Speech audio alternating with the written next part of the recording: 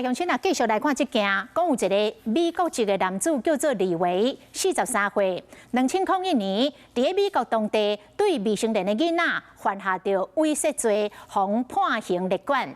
讲伊顶个月初2摕到观光的签证入来台湾，住入去桃园的旅馆，但是移民署去旅馆找无人，已经成立着专案小组来追查，等找到人会甲赶出境。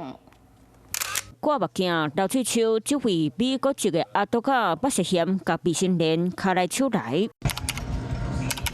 伊的相片含资料竟然出现伫美国针对性犯罪者的公开网站内底。43岁李慧伫2000年把涉嫌猥亵未成年人，当时被判关90天，假罪2年。不过李慧伫10月初2坐飞机到桃园机场摕观光签证来台湾，嘛住伫当地旅社。移民署接到通知了后，连续2天拢要去其他所在调查，拢无找到人，随着专案小组追查伊的踪影。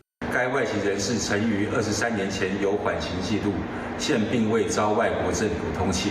为维护我国利益及民众安全，本署已于接获通知后立即采取行动，因涉外国政府情资及个资，所以用密件与通知相关机关留意及协寻，防止他在台取得工作及居留许可。